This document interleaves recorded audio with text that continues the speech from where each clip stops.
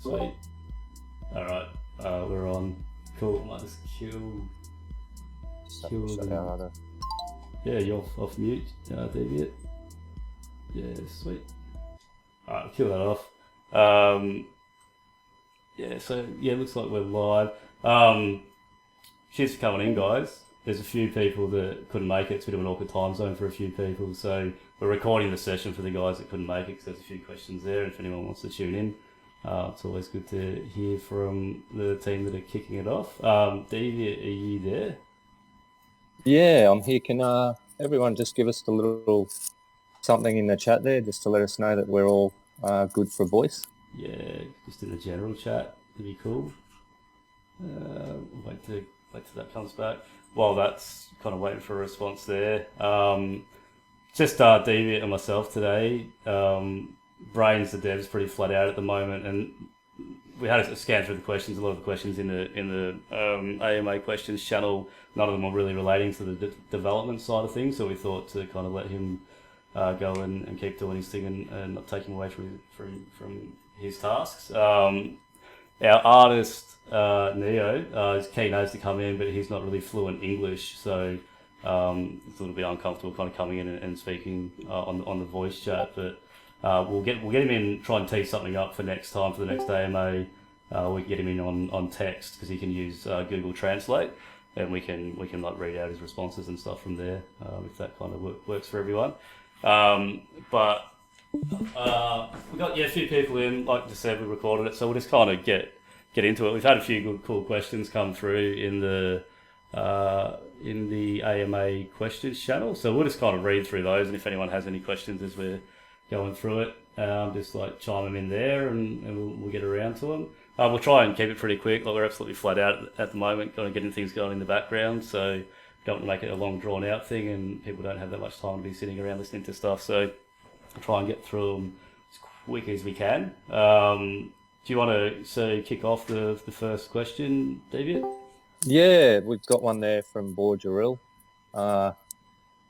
Thanks for participating. And the question was just around how many punks are created. There's going to be 10,000. And we're minting on the Ethereum blockchain. We're doing that as we've got the gas-friendly contract sort of coming through with that as well. We'll probably talk a little bit about that. There's another question down the bottom there around gas. So yeah, 10,000 minted and on ETH. So that was the first question. Thanks for asking that one. Yeah, just to like clarify, the 10,000 that we're minting, it's we're minting them one for one for the original CryptoPunks. So we're not randomly generating these things. They will be exactly as the original CryptoPunks were. So if you mint punk CryptoPunk number 5,336, it will be this guy, which has the exact same attribute list as the original CryptoPunk. So that's like a really key driving feature of our project, a really kind of unique value proposition that we're pushing with that, which is very, very key point. Next question came through from Mr. Disco Bolelo. Mr. Bolelo Balls. Many new NFT projects make good first impressions, but they're abruptly relinquished. How do you aim to make sure that this project continues to develop in order to become the best NFT in the world? Can you list 1 to 3 killer features of the project?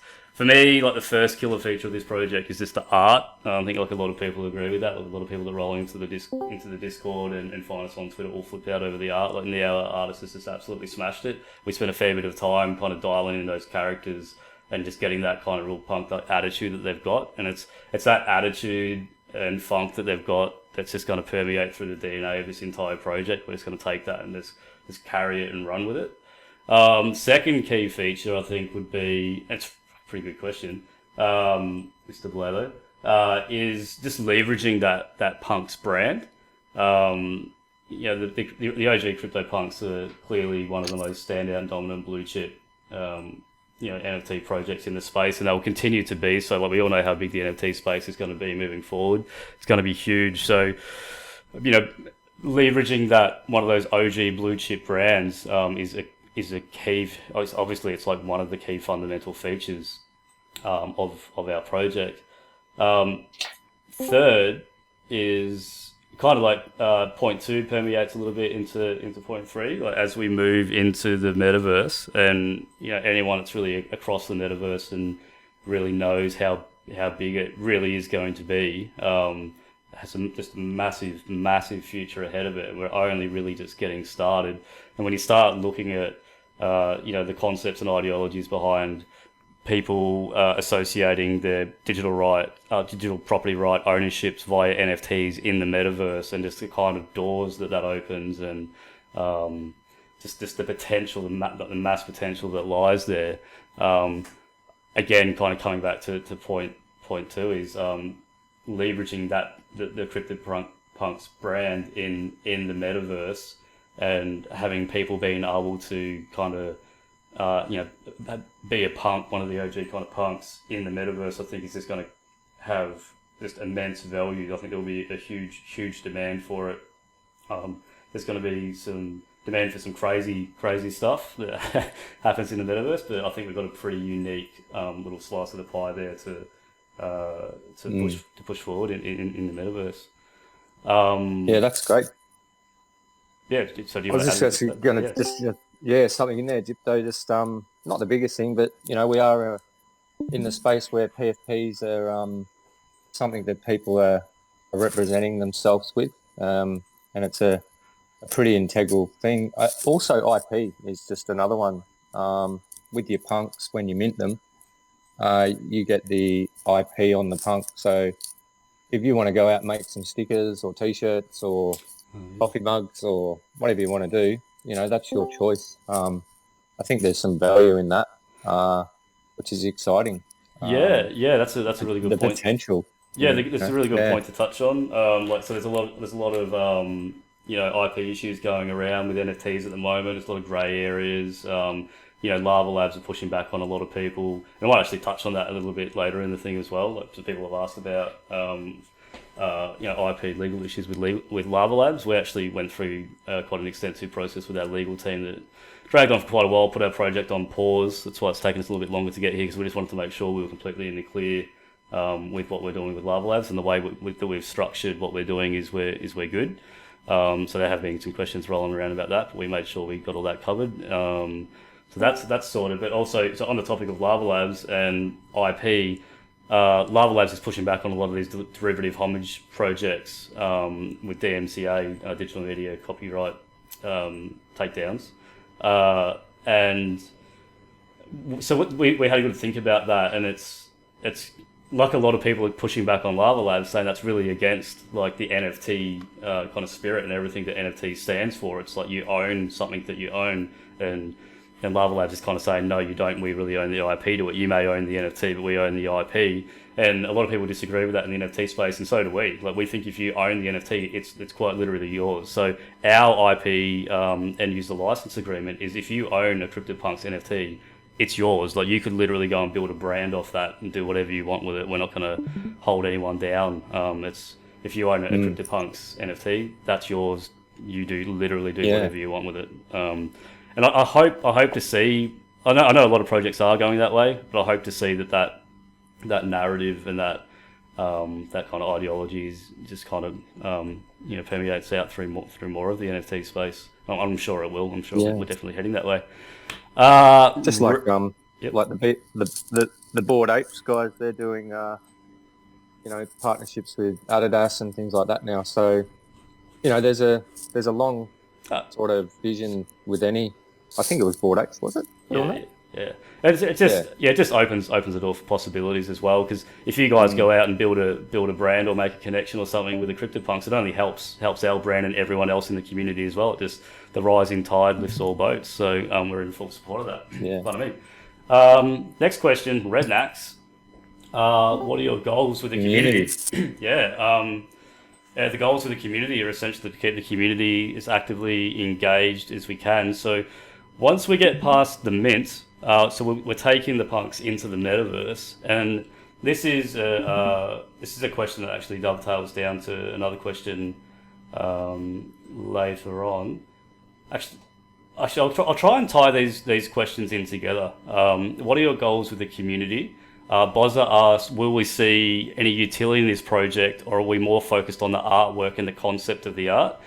We were like very focused on the concept of the art. Like, it's taken us quite a while to get the art together. Like, producing 10,000 4K 3D rendered punks was a mission. And it took us, we took quite a while to get through it, but we wanted to make sure that we got it right, and we think we did.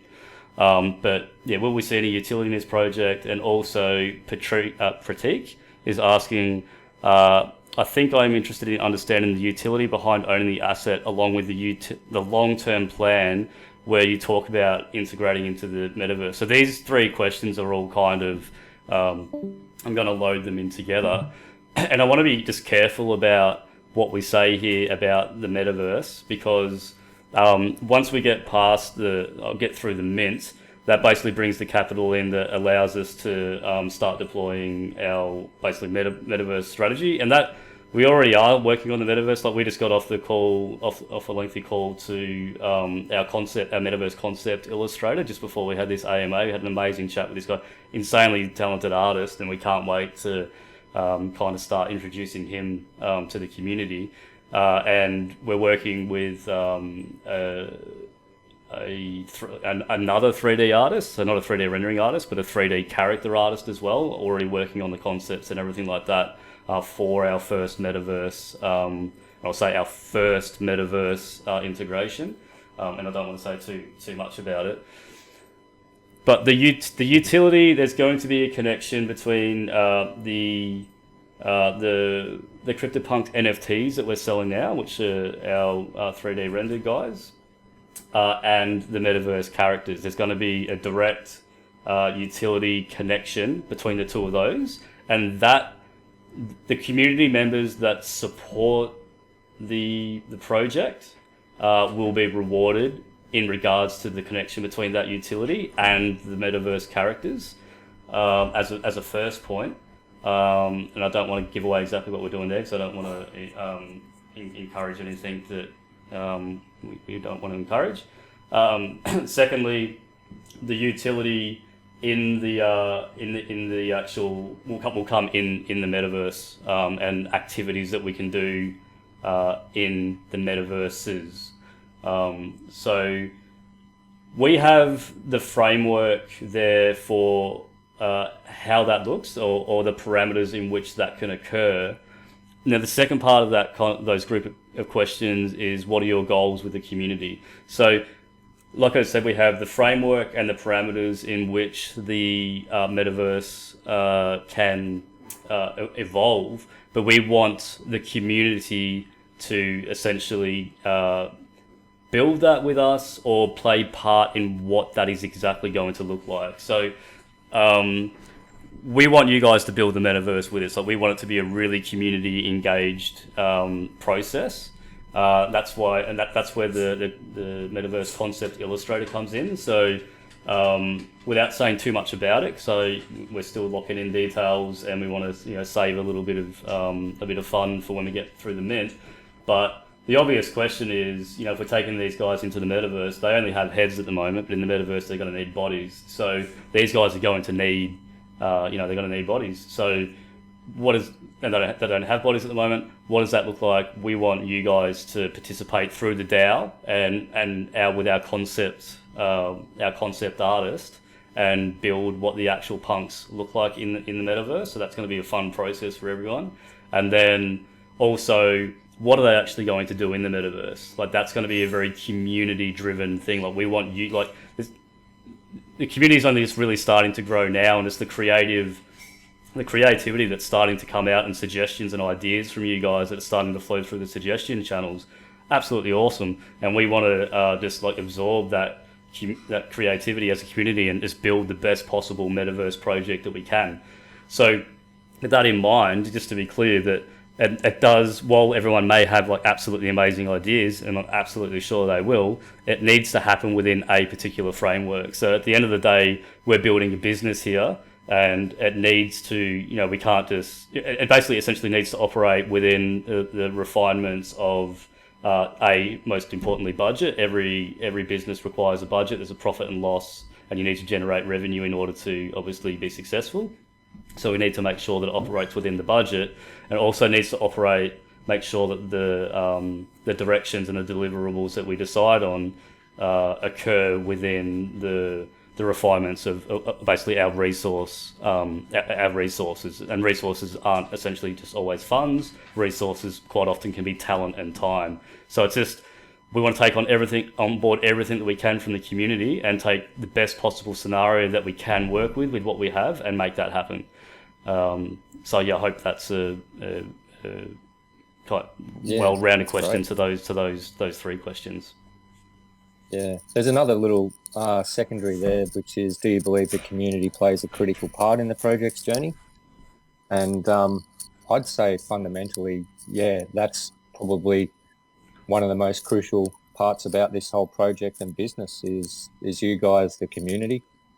Community engagement, outreach, everything that you're sort of seeing now, just the way that people are interacting, bringing in opportunities, and growing along with us. So it's very integral that we can build a strong community, and we can sort of all expose ourselves into the opportunities that this project will bring. And you've got to remember, for people maybe that have sort of not been in the space for too long, there's a lot of hype out there. There's a lot of, we see it every day that, someone minted this and, it's gone 50x in 3 months, and, buying Lambos and all that stuff. Look, it's not something that you should probably rely on so much, because these projects, the ones that are successful, are the ones that are going to be here for the long term. So for us, we want to take the approach of making sure that we get everything as right as we can as we're moving through everything. There's a lot of times where we have to pivot, make decisions, but look, really, yeah, community, you guys, without you, really, the project's nothing. And we've got to recognise that as we move through the mint and beyond, that it is a long-term thing. We really need to understand that for projects like the OG Punks and other things that are out there, the term blue chip gets thrown around quite a lot, and to have that sort of success, yeah, we need to come together. We need to work together, and that's why we're very appreciative of those that just want to participate in any way that they can. We understand that people have different sort of contributions that they can bring in, and that's why it's great that we've got suggestion channels and we're open to conversations, and I think it's going to get pretty exciting too. So I'm really grateful that we're building a nice little organic community. I mean, we could have done and used a lot of tactics to flood the server to make it look like we've got big numbers and all of this, but I think when we come back to understanding where the real success will be, it's just where we're at right now. So if we can continue with this, and I think we'll do really well. It's just going to be a bit of work, like anything, like any business. And you've got to look at this as it is a business. And for every business to be successful, we need clients, we need customers, and we need those mechanisms to be ongoing as well. So it's not just, hey, I minted a punk and everything's going to be, cheesy from there. We've got to keep putting our focus on building the brand and exposing it. And I think we're very capable of that. That's one thing that we've managed to do, is put together a good team in the back end here. We've got great mods, and just thanks everyone so far for being in here. That's what we want to see. Yeah, definitely. I think that leads into the next question as well. What period of this year do we expect to mint? So we actually had a soft target for the end of January, and we actually employed a marketing team at the start of the month, and we had the strategy laid out to push forward, basically a 4-week marketing strategy to get the numbers up, go for mint. Unfortunately, it didn't really work out with that marketing team. They didn't kind of perform as best that they had. And during that period, we were in discussion with a lot of other projects because we have some collab partnerships and that conversations going on in the background. And what we've had a lot of conversations. We've learned a lot about marketing over the last couple of weeks, because prior to this period, we were really focused on getting the art finished, going through the legal stuff, kind of conceptualizing the metaverse stuff and all that. So we're only kind of really walking into marketing now. And what we've learned through through that experience with that marketing team and conversations with other projects is when we've been approaching other projects, we're kind of like targeting projects that not necessarily have like inflated numbers, but we're looking for projects that have like genuine real core communities, and we're trying to just like establish like how do you actually go about building a core community, because like Deviant just said, we could quite easily, by tomorrow, we could have the followers in this Discord sitting up at 5, 10, 15,000. It's just a matter of throwing some cash around. But what's the actual true value in those numbers? Probably not very much. So we're very much interested in building a core community of true, genuine people that are interested in the project. So that's kind of the road that we're going. So while we originally were targeting the end of the month, to us, it's in everyone's best interest that there's, you look at supply and demand dynamics. We have a supply of 10,000 CryptoPunk NFTs for sale. We have to kind of outweigh that with demand, and it's for everyone's best interest in the project that the demand is there. So it's not, we are still targeting, going for a soft target towards the end of this month, but it's also more of a demand target for us. We want to see that the demand's there before we open the gates. And we still have things we're working on in the background as well that we have to actually tick off as well before we can sell them. But to give you a ballpark, it's probably somewhere around there.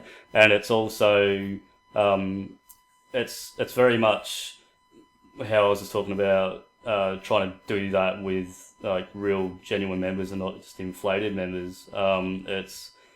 There's somewhat of a network effect that occurs that it's as much as we're pushing marketing as well. It's like this is a community project, and it's moving forward into the metaverse. It's going to be very community driven, and what we're starting to see now is that now that these core members are starting to come in, and you guys are starting to really champion the project out on social media and help us share it, the network effect is starting to take effect. And as we start to grow, more and more people that see the project and love it, like obviously the guys that are sitting here in the AMA listening to this, that network effect will grow, and the community marketing will grow, and it will just expand like that. So it's going to be really interesting watching those numbers over the coming weeks. We're still pushing for that, and we need everyone's help as well to kind of get the project out there and get as many people in and get as many people interested as possible. So if that answers the question, soft target, but it's more of a demand target for us, and it's in everyone's best interest as well that the demand is there when we go to mint. And just everyone that's here that's early, you guys have got like your whitelist allocations, so you've got some spots secured. So don't be scared about promoting the project and getting it out there for us. What period? So that was that question. Next question. That's a you one, Deviant. ID randomly mint. Oh yeah. So what do we got? Ken, sorry. No, that was a question for me. I think you got the next one. We kind of had a quick read through. Yeah. The IDs, will the IDs be randomly minted? No. Like as we said, every CryptoPunk will be a 1-for-1 replica of the original CryptoPunks. So, that's the question is different. Will the ID be randomly minted? Yes. So yeah, we did think about that. We thought about people coming in and trying to snipe the higher rarity ones. We have two mechanisms in place to mitigate sniping of particular punks, because that's obviously it's a well thought out question, because that's obviously a bit of a unique position that we're in, and people will probably try and take advantage of that. So we've got two mechanisms in place to ensure that people will not be able to snipe any particular punks. Good question. Next one for you. It's meta. Will there be any rarity? If so, will that be determined before the reveal? Yep. So the rarity already has been determined, because we're using the original OG punks rarity system. So it is ready to go, and you can actually check out the OG punks on, I think it's Rarity dot something. What is it? Rarity. Oh, What Rarity.tools, is it? yeah. Yeah, Rarity.tools. Yeah, so Rarity.tools. You could all go and have a look there.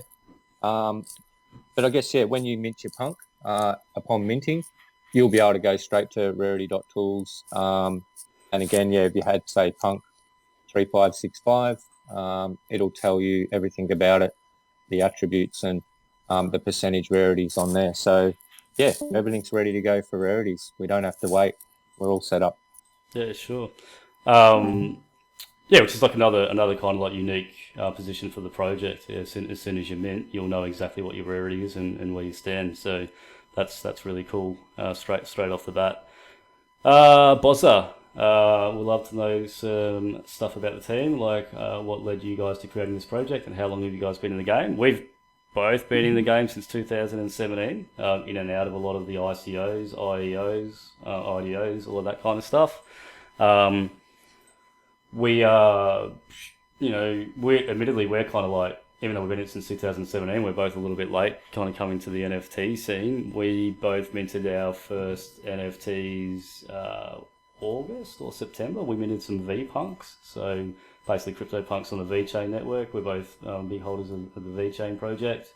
And that was my first NFT that I'd actually minted. And very quickly, like everyone that gets into the NFT space, the cogs start turning in your head. You start asking questions. You start having ideas. And it wasn't for long that had a light bulb moment sitting on the couch, thinking we need to give this a shot. I had a look to see if anyone else had done any 3D punks. There's one project that had done, or one guy that had done, I think like 100 of them that he manually made. But no one had done the full 10,000, and I thought, we just need to do this before somebody else does. So and then everything just kind of started happening. I remember scoured the internet for artists, just trying to find the right guy, and found Neo's work. There was actually a cool character 3D render that he'd done of a Donald Trump character that I saw, and I just thought, man, that's absolutely it. That's the style that we need. And reached out to Neo on Instagram, and actually took a little bit of backwards and forwards, and there's some delays, but eventually, when he first replied back to me, I was absolutely stoked. And then when the conversation started and pitched the idea of what we wanted to do, he didn't know anything about NFTs either, and then we had a big conversation. Then he came on board, and it's been a cool process going through that with Neo, especially as well with the language barrier that we use in Translate, but we're actually communicating very well. I'd absolutely love to pick up the phone and have a chat with the guy on a voice call, but he just isn't fluent English, so it's all kind of through text, which is like just another one of the challenges. But that's been really cool. And just like about myself, I have a background, 2008 game development through Victoria University. I've got been working graphic design stuff for 10 years, a 3D rendering business for 5 years, in architectural visualization, industrial design, a whole bunch of industrial design stuff, studying industrial design at university, bunch of stuff like that, project management, small business management, things like that. So all of that kind of lends itself really well to this project, and obviously my almost 5 years experience now in crypto, and quite heavily involved or just absorbed by crypto, so pretty extensive crypto knowledge. So it all kind of, my background, education and industry experience all dovetail really well into this project. And honestly, it's cool to be working on something that you really enjoy. Like my main business, do enjoy it, architectural visualizations. It's a cool business, something different to do, but it's nowhere near as fun as playing around with punks and building a community and doing all this kind of stuff. So yeah, and also Dev, our brains, our Dev, he's couldn't really make it in today. He's pretty busy, and there weren't too many dev loaded questions, so we thought we'd let him have his time. He's worked on. I should actually get together from him a list of the NFT projects that he's worked on. He's been helping people go through their mints and doing a whole bunch of stuff for quite a lot of projects. He's mostly Solana based. I believe he's done some IMX. He has done a couple of ETH projects, I believe. He's a pretty talented guy, Mr. Brains. Did you want to throw anything into that, Deviant? Oh, look, there's a lot of sentiment there that you've really put out. Yeah, OG 217 for me, just running businesses and yeah, lots of different sort of key things that I think come back into, you know, putting a project again. You know, we look at this as a business more than just a project, but yeah, I'm just a bit of an all-rounder. I've got a bit of life sort of experience. I know how to, get up and do 16-hour days, 7 days a week, and that's what's sort of needed in this space is to be able to apply yourself. And the exciting thing about the space is just how innovative it is, and there's a lot going on. And like Gypto said, we participated in so many startups from 217. We got a bit of an understanding on the space and how it sort of works. But then, coming into the NFT arena was a bit of a transition.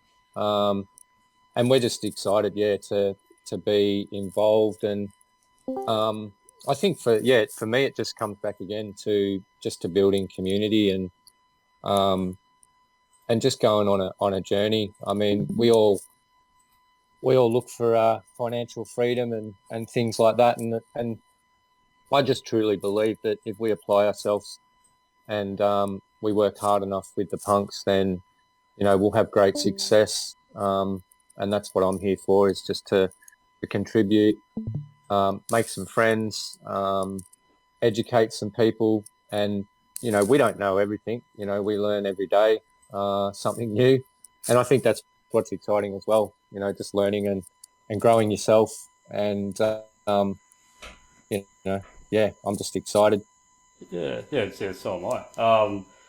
Yeah, and like you said, it's just about building this like kind of it's just having a project. If this all works and we all have a project we can all work on, like it's like I was just saying, it's just so much more fun to work on than my original business. So nothing would make me happier is to have this thing kind of go the yards, go the long distance. So just every day you can get up and work on something fun and exciting and building punks in a metaverse and in crypto. It's just wild. You're absolutely stoked getting out of bed every morning to do that. We also have, in the team as well, we got, golden balls, coming in as community manager. He's got some cool experience working for some big tech companies like Google and Telstra Big Pond and things like that. So he's kind of just come on recently as our community manager. He's doing lots of cool stuff behind the board, behind the scenes, reaching out to people, starting to get some collabs going, all of that kind of stuff. And then everyone I know, Don from the chat, absolute champ, just killing it in there, doing the mod stuff. And Don's really on top of we've got him a secondary role for him, the number nerd, because he's really good scrutineer. So everyone that comes through that's applying for like these white lists and stuff like that, as we continue to do that, some people are kind of coming through and not really doing the requirements. And while we want to like help people out and get people on board, it's only fair that the people that do make the effort to do things right and really participate, it's only fair that everyone kind of applies themselves as well. So we're not, if you don't kind of fill out the tasks or anything correctly, we're not just immediately just like discrediting you. We'll give you the chance to Dondan's kind of following people up and going, hey, you didn't quite do it right. Can you please get that done. So it's just fairest for everyone and fairest for the project to help get the project exposure out there. So that's the team. Then we got the wing commanders, best balls and Disco Valelo. There'll be more that come in, like these guys, and there's more starting to come into the community now that are just out there kind of almost just organically becoming part of the team and doing their part. Like, we appreciate everyone that comes through and helps. The team's going to continue to grow and expand. Like moving, like there's a bit of like looking forward. We have the concept artist that we're, like I mentioned, we just had the phone call with before this meeting. He's about to come on board once we kind of start getting closer to the mint, through the mint. We have our first Metaverse 3D artist where we have some stuff going with at the moment. He's building some stuff for us. And the Metaverse artist will continue to expand. And there'll most likely be some more roles that pop up. A bit of a summary of the team. Pratik, we sort of answered your question before with the other three. I think it's Vorge. Errol, I hope I'm saying your Yeah, name right, mate. yep. Over from Egypt. So what is the cost of minting? So whitelisters will know what they have to pay in ETH there, and what is the first price of the NFT. We weren't sure if you were asking the difference between like whitelist price and public mint price. But I'll just talk about it in general. So in terms of what the price is for ETH, we're actually holding off a little bit till we get closer to the actual mint date. We'll give you guys some decent heads up. We're not going to just like spring the price on you last minute, but we are holding off a little bit closer because obviously it's a volatile market. And from when we started the month when we were looking at targeting the end of the month for the mint date, ETH had a big move in price. So that's important. And I've said it, someone asked me in the chat, and I said it in the chat, we're not going to be rinsing people with price on this. It's not like we're going to be absolutely kind of taking a piss and just putting some stupid price tag on it. It is a project that does warrant a decent, when you kind of understand, what it's doing, what it has, all its benefits, it does warrant like a decent price, but we're not here to just like rinse money out of people. But that also being said, we do need, we need capital to build what we're going to build. It's going to be an expensive exercise, and what both Deviant and I have learned through our experience in being in crypto since 2017 and being invested personally in a lot of startups through ICOs, IDOs, IEOs, is a lot of them go bankrupt and they raise a lot of money and they don't really make the distance, and a lot of it is because a lot of them kind of leave a lot of it stashed in whatever the currency is that they raised in. So obviously we're all very bullish on Ethereum, even though it doesn't look it right now. But we need to basically take a considerable portion of the mint funds. We haven't spoken exactly about what that portion will be at this point, but we need to take a considerable portion of that and just park it immediately in stablecoins. So if this thing does slide into a bear market, we can go the distance. Like we need to cover, several years worth of development costs in case, we slide into a multi-year bear market like we've had. So that being said, the mint price, it really depends on what ETH is doing. We don't want to, hopefully ETH, picks back up. I feel like we're due for a bounce, but hopefully it picks back up a little bit before the mint, so the ETH value can come down on the tokens.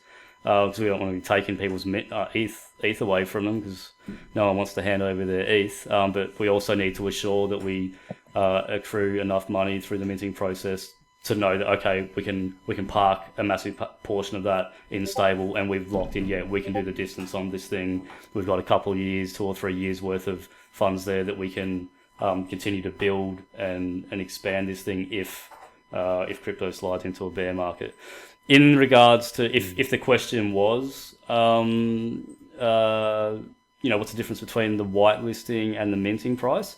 So a lot of people have been addressing that we're minting on ETH. A lot of people asking why we aren't minting on alternate chains. We originally looked at Solana, we looked at IMX, we looked at Matic, and we actually arrived back on ETH because there's a value. We had a chat to a guy that's kind of in connection with a lot of OG punk holders, and a lot of the OG punk holders are kind of OG guys, and they don't really venture off ETH. They're very ETH maxi, and we really want to appeal to those guys, and we really want, because of obviously we're going to be reproducing one of their OGs. That's another demand mechanism there, is to really appeal to those guys to buy one of our punks and sit it in their ETH wallet next to their OG punk. So we decided to stay on Ethereum, and it's for a few other reasons as well. It just gives us a fair bit more flexibility. It's just obviously the much more fast, superiorly developed blockchain with more features. But the downside to that is everyone's like, you've got the gas minting fee concern. So our talented dev, Mr. Brains, has been working on, and he's developed like a super lightweight 1155 contract. And just for those that kind of aren't really too versed in kind of the smart contract side of things, which it'd be great if we could have Brains here actually to talk about, but it's cool, is the more functionality you build into the minting contract, the more the gas increases. So even if the functionality isn't necessarily used from that particular purchaser for that mint, just the fact that it's in the code of the contract, the more code that's in there for the more functionality, the more weight the contract has, kind of the more heavier it becomes, the more gas you need to execute the contract. So Brains has really refined down this super lightweight contract for our mint, and part of how he's done that is we've really had to dial down the functionality of the mint. And one thing we did for that was equal pricing across the whitelisting and the public mint. And that is, if we were to change that through his testing, so change the whitelist price from the public mint price, that effectively doubles the gas price from the tests that we've run, to give you an idea of how lightweight the contract is that he's made it, and how kind of sensitive the gas fees are to those embedded functionalities. So through his testing, and this was actually, probably towards the end of last year when ETH was like higher from where it is now, but through his testing, the gas fee was $20 to mint one NFT, or $30 of ETH to mint a batch of NFTs. So if you came through the public mint, our public mint wallet cap's 10. Mint cap is 10. So you can mint 10 at a time in the public mint for a $30 gas fee. That's how lightweight he's got the contract, and he's done that by pulling all that functionality out of it. And that was when Ethereum was, back at the end of last year's, probably up around the $4,000 mark, so most likely be cheaper again. Also, we're mitigating a little bit of the gas wars while we're opening the whitelist periods. There's 2 whitelist periods. We're opening them for, in discussion for 24 hours on the whitelisting period, so there's not a mad rush in to get it, so we're not going to create any kind of gas network congestion or tension on the ETH network. Is another method to kind of mitigate that. So yeah, I hope that kind of answers the question. What is the first price of the NFT? Kind of spoke about that in the last question we answered. Big Bad Ben, yeah. What happens if the mint goal to fund the project is not reached? So this is kind of going back again to what we were saying before about that supply and demand dynamic, and we want to see that demand at a level that we feel is going to sell the project out, and which I think is in everybody's best interest, and particularly Big Bad Ben. I can see right there that your handle is green, it's not white, which means you're not whitelisted. I think there's still one whitelist opportunity left. I'm not sure if it's been taken yet. But if you are early and you've got a whitelist allocation, it's obviously you're going to feel safe that you've got your allocation sorted, so you can help kind of get out there and push the project. Ultimately, if it doesn't reach the mint goal, I guess we kind of somewhat go to the community, but it's something that we're really going to push for that demand level, because we're reproducing the 10,000 OG punks specifically. We kind of see that it's not really an option for us to burn some of the supply, because we don't want to burn some of the rare, like some of the really high-end rare OG punks, or we don't want to burn any of them, to be honest. We want them all, every one of the 10,000 punks, to be out there from the original. So for us, it's really critical to hit that demand level before we open the mint. And I don't think we're going to have a problem doing it. I think we're moving in the right direction. We've only just kind of really started the marketing efforts in the last handful of days, and the kind of offers and stuff that we're starting to lay down are kind of like the foundational level. So we need to get them down first. So as people come in, those activities are there to participate in and kind of get involved with. So I think we'll be okay. But absolute worst case scenario, which I don't see happening, I think because it's such a community-driven project, I think we have the conversation with the community about it. But I don't think we're going to have a problem with it. That's all of the questions. I haven't checked the general chat because I've been kind of reading through the off topics. We're all out of questions. Thought just really quickly, if the screen is still sharing for anyone that's watching, is my screen still sharing? Yeah, it is. Yeah, thought like give you guys like quick flip through just like master file on the mail file. Just if anyone wants to kind of like have a look at that, it's kind of that's a little bit how that works, and the scripting kind of runs to obviously auto generate it. There's a lot of stuff here, little bit to go. That's kind of interesting. I have shown the model. Neo, our artist, is currently sending through basically like some animation sequences that we're going to be throwing into a trailer video. So that one's going to be big. Think like the Hate Beast trailer, like 10-20 second trailer, promotional trailer. That one's going to be a key bit to our marketing efforts. You look at all statistics at social media marketing, like video is king. It's clear as day. Video just gets the most attention and engages people the most. So keep an eye out for that one when that comes out, because we'll be dropping that, and that'll be a large part of our kind of marketing push.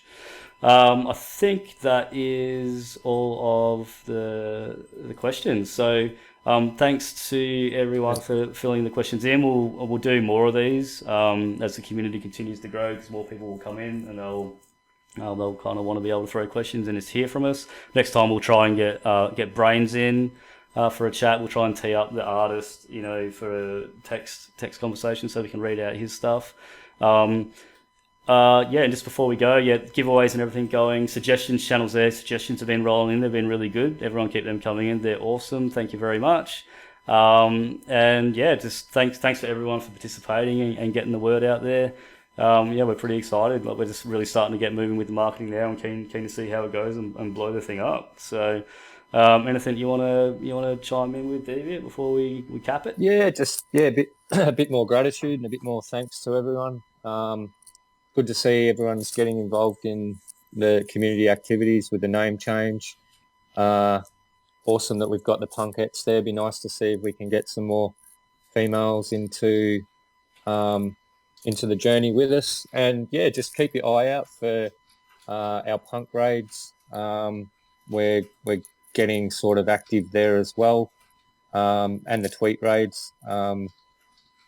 What else have we got? Plenty of other things happening. So I just wanted to say as well, just on the influencer hunt, like we've been kind of in discussion with a gentleman that's like he's got really good networking capabilities. Has the capacity to connect with people really quite well, and he was the one that kind of he's actually suggested some good influencers for us to target as to kind of come on as like brand ambassadors and kind of like somewhat partner with the project. And we have got the influencer hunt channel open there, because we're open for suggestions. Because I think like he seems to think, and he's kind of run multiple successful art and NFT projects, and he actually he approached us about this, and he's very much of the opinion that we are. It's just going to take that one influencer to see it, whether they just do it organically or whether we partner with someone. But it's just going to take that one influencer with a long bit of reach to just absolutely blow this thing up. So keep the influencer hunt suggestions coming through, because we're going to go back to him with the best of what comes through that and what we think, and he's going to start kind of starting to put his feelers out there and try and make some connections. So that's an interesting one as well. Awesome. Thanks very much, guys, for coming in. We've recorded this for anyone that couldn't make it. A couple of dudes in there said they couldn't make it, so we've recorded it, and we'll bang that up probably on the YouTube, so anyone can come back and watch it. Thanks very much for coming in, guys. Appreciate the support. Thanks, and everyone. We'll see you in the chat. Cheers. Thanks, guys. Take care. Have a great day.